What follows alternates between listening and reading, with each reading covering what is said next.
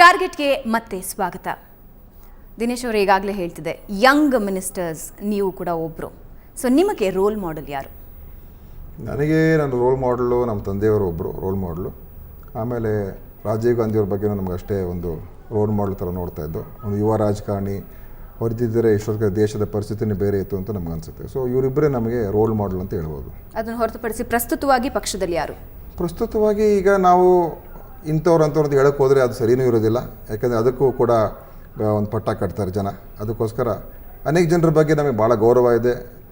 ಸೋನಿಯಾ ಗಾಂಧಿಯವ್ರ ಬಗ್ಗೆ ಇವತ್ತು ನಿಜಕ್ಕೂ ಕೂಡ ನಮಗೆ ಬಹಳ ಗೌರವ ಇದೆ. ಅವ್ರು ಮಾಡಿರ್ತಕ್ಕಂಥ ನೀತಿ ಯಾವ ರೀತಿ ಕೆಲಸ ಮಾಡಿದ್ದಾರೆ ಮತ್ತು ಅನೇಕ ಒತ್ತಡಗಳು ಮತ್ತು ತೀಕ್ಷ್ಣವಾದಂಥ ಟೀಕೆಗಳಿದ್ದರೂ ಕೂಡ ಬಹಳ ಒಂದು ಗಾಂಭೀರ್ಯವಾಗಿ ಎಲ್ಲವನ್ನು ಕೂಡ ನಡೆಸ್ಕೊಂಡು ಇವತ್ತು ಆಳ್ತಾ ಇದ್ದಾರೆ. ಅದಕ್ಕೆ ಸೋನಿಯಾ ಗಾಂಧಿಯವರು ಇವತ್ತು ಖಂಡಿತವಾಗಿ ನಾನು ಅವ್ರ ಬಗ್ಗೆ ಭಾಳಷ್ಟು ಒಂದು ಗೌರವ ಇಟ್ಕೊಂಡಿದ್ದೇನೆ. ಓಕೆ, ಹಾಗಾದರೆ ಕಾಂಗ್ರೆಸ್ನಲ್ಲಿ ನಿಮ್ಮ ಮೆಂಟರ್ ಯಾರು? ಮೆಂಟರ್ ಅಂತ ಏನಿಲ್ಲ, ನಾವು ಎಲ್ಲರ ಜೊತೆನೂ ಚೆನ್ನಾಗಿದ್ದೇವೆ, ಚೆನ್ನಾಗಿ ಕೆಲಸ ಮಾಡ್ತೀವಿ, ಕಷ್ಟಪಡ್ತೀವಿ.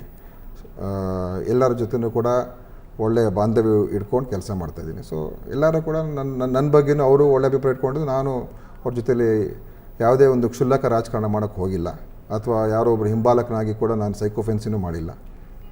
ಸೊ ಯಂಗ್ ರಾಜಕಾರಣಿ ಆಗಿರೋದ್ರಿಂದ ಸಲಹೆ ಸೂಚನೆಗಳಂತೂ ಖಂಡಿತ ಹಿರಿಯರಿಂದ ಬರುತ್ತೆ. ಒಂದು ವೇಳೆ ದಿನೇಶ್ಗೆ ಸಲಹೆ ಸೂಚನೆ ಬೇಕು ಅಂದರೆ ಎಚ್ ಕೆ ಪಾಟೀಲ್ ಕಡೆ ಹೋಗ್ತಾರಾ, ಸಿದ್ದು ಅವ್ರ ಕಡೆ ಹೋಗ್ತಾರಾ? ಈಗ ನನಗೆ ಭಾಳಷ್ಟು ಜನ ಚಿರಪರಿಚಿತರು ಇರ್ತಕ್ಕಂಥವ್ರು ಇದ್ದಾರೆ. ಸೊ ನಾನು ಒಬ್ಬರೇ ಹೆಸರು ಹೇಳಿ ಇನ್ನೊಬ್ಬರಿಗೆ ಯಾಕೆ ನೋವು ಉಂಟು ಮಾಡಬೇಕು? ಅಲ್ಲ, ನೀವು ಹೋಗಲೇಬೇಕಲ್ಲ ಯಾರ ಹತ್ರ ಆದರೂ. ಈಗ ನಮ್ಮ ಮುಖ್ಯಮಂತ್ರಿಗಳು ಖಂಡಿತವಾಗಿಯೂ ಅವರಿದ್ದಾರೆ, ನಮ್ಮ ಅಧ್ಯಕ್ಷರು ಪರಮೇಶ್ವರ್ ಅವರು ಇದ್ದಾರೆ, ದೆಹಲಿ ಮಟ್ಟದಲ್ಲಿ ಖರ್ಗೆ ಸಾಹೇಬರು, ಧರಮ್ ಸಿಂಗ್ ಅವರು ನಮ್ಗೆ ಭಾಳ ಹಳೆಯ ಪರಿಚಯ, ನಮ್ಮ ತಂದೆಯವ್ರ ಜೊತೆಲೂ ಕೂಡ ಕೆಲಸ ಮಾಡಿರ್ತಕ್ಕಂಥವ್ರು ಅವರಿದ್ದಾರೆ. ಸೊ ಇವ್ರ ಜೊತೆಲೆಲ್ಲ ನಾನು ಸಹಜವಾಗಿ ಯಾವುದೋ ಒಂದು ವಿಚಾರ ಇದ್ದರೆ ಹೋಗಿ ಪ್ರಸ್ತಾವನೆ ಮಾಡ್ತೀವಿ. ಆದರೆ ರಾಜಕಾರಣದ ನಾವು ಕೂಡ ಈಗ ಸಾಕಷ್ಟು ಮುಂದೆ ಬಂದಿದ್ದೇವೆ. ಸೊ ಅನೇಕ ಸಂದರ್ಭಗಳು ನಾವು ಸ್ವಯಂ ನಿರ್ಧಾರಗಳು ಕೂಡ ತೊಗೊಳ್ತೀವಿ.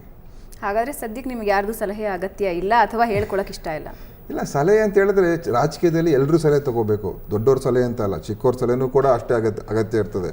ಯಾರು ಸಾಮಾನ್ಯವಾಗಿ ಕಾರ್ಯಕರ್ತ ಇರ್ತಾನೆ, ಆ ಕಾರ್ಯಕರ್ತನ ಅಭಿಪ್ರಾಯ ಕೂಡ ಅಷ್ಟೇ ಮುಖ್ಯ ಇರ್ತದೆ. ಪರಮೇಶ್ವರ್ ಅವರು DCM ಆಗಬೇಕು ಅಂತ ಕೂಗಿದೆ, ಇದ್ರ ಬಗ್ಗೆ ನೋಡಿ, ಇವೆಲ್ಲ ಪಕ್ಷದ ಆಂತರಿಕ ವಿಚಾರ ಒಂದು. ಎರಡನೇದು, ಪಕ್ಷದ ವರಿಷ್ಠರು ತೀರ್ಮಾನ ಮಾಡಬೇಕಾಗ್ತದೆ. ಆದ್ದರಿಂದ ಪರಮೇಶ್ವರ್ ಸಾಹೇಬರು ಅವರ ಕೊಡುಗೆ ಅಪಾರವಾದದ್ದು. ನಮ್ಮ ಕರ್ನಾಟಕ ರಾಜ್ಯದಲ್ಲಿ ಸರ್ಕಾರ ಬರೋದಕ್ಕೆ ಅವರು ಕೂಡ ಭಾಳ ಶ್ರಮ ವಹಿಸಿದ್ದಾರೆ.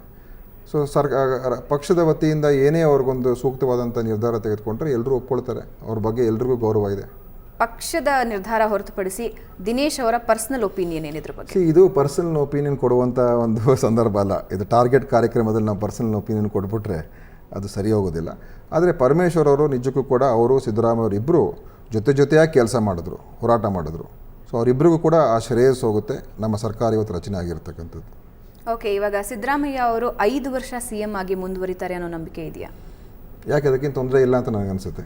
ಹಾಗಾದರೆ ಪರಮೇಶ್ವರ್ ಅವರು CM ಆಗೋ ವಿಚಾರದಲ್ಲಿ? ಪರಮೇಶ್ವರ್ CM ಆಗಬೇಕು ಅಂತ ಅವರೇನು ಹೇಳಿಲ್ಲಲ್ಲ. ಆದರೆ ಗೊಂದಲಗಳಲ್ಲೇ ಇದೆಯಲ್ಲ, DCM ಆಗಬೇಕು ಅಂತ ಕೆಲವರು ಒಪ್ಪಿಗೆ ಕೊಡ್ತಾರೆ, ಕೆಲವರು ಇಲ್ಲ ಅಂತಾರೆ. ನೋಡಿ, ಇವೆಲ್ಲ ಊಹಾಪೋಹಗಳು. ಮಾಧ್ಯಮದವ್ರಿಗೆ ಏನಾಗಿದೆ, ಇವತ್ತು ಈ ಸರ್ಕಾರ ಬಂದ ಮೇಲೆ ಹೆಚ್ಚು ಸುದ್ದಿ ಸಿಗ್ತಾ ಇಲ್ಲ. ಏನಾದರೂ ಮಾಡಿ ಏನಾದರೂ ಹುಡುಕಬೇಕು. ಅದರಿಂದ ಏನಾದರೂ ಒಂದು ಸಣ್ಣ ವಿಚಾರ ತೆಗೆದುಕೊಂಡು ದೊಡ್ಡದು ಮಾಡೋಕ್ಕೆ ಪ್ರಯತ್ನ ಮಾಡ್ತಾ ಇದ್ದಾರೆ. ಯಾಕಂದರೆ ಹಿಂದಿನ ಸರ್ಕಾರದಲ್ಲಿ ಅವ್ರಿಗೆ ದಿವಸ ಸುದ್ದಿ ಸಿಗ್ತಾಯಿತ್ತು. ಸಿದ್ದರಾಮಯ್ಯ ಸರ್ಕಾರ ಬಂದಮೇಲೆ, ಕಾಂಗ್ರೆಸ್ ಸರ್ಕಾರ ಬಂದಮೇಲೆ ಏನೂ ಸಿಗ್ತಾ ಇಲ್ಲ. ಯಾಕಂದರೆ ಎಲೆಮರೆಕಾಯಾಗಿ ಎಲ್ಲ ಮುಗಿಸ್ಕೊಂಡು ಹೋಗ್ತಾ ಇದ್ದೀರಾ? ಇಲ್ಲ, ಎಲೆಮರೆಕಾಯಾಗಲ್ಲ. ಎಲ್ಲರೂ ಪ್ರಾಮಾಣಿಕವಾಗಿ ಕೆಲಸ ಮಾಡಬೇಕು, ಒಳ್ಳೆ ಕೆಲಸ ಮಾಡೋಣ, ರಾಜ್ಯದಲ್ಲಿ ಒಂದು ಒಳ್ಳೆ ಅಭಿವೃದ್ಧಿ ಆಗಲಿ.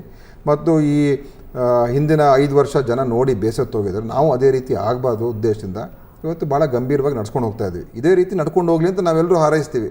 ರಾಜ್ಯಕ್ಕೂ ಒಳ್ಳೆಯದು, ರಾಜ್ಯದ ರಾಜಕಾರಣಕ್ಕೂ ಒಳ್ಳೆಯದು, ಮತ್ತು ನಮಗೂ ಕೂಡ ಒಳ್ಳೆಯದು.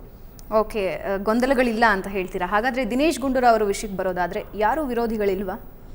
ಇರ್ತಾರೆ. ರಾಜಕೀಯದಲ್ಲಿ ವಿರೋಧಿಗಳು ಇಲ್ಲದೆ ಇರ್ತಕ್ಕಂಥ ರಾಜಕಾರಣ ಮಾಡೋಕ್ಕೆ ಸಾಧ್ಯನಾ? ಯಾರು ಹಾಗಾದರೆ? ಅದನ್ನು ಈ ವೇದಿಕೆ ಮುಖಾಂತರ ಹೇಳೋದು ಸರಿ ಇಲ್ಲ. BK ಹರಿಪ್ರಸಾದ್ ಅಂತ ಹೇಳ್ಬೋದಾ?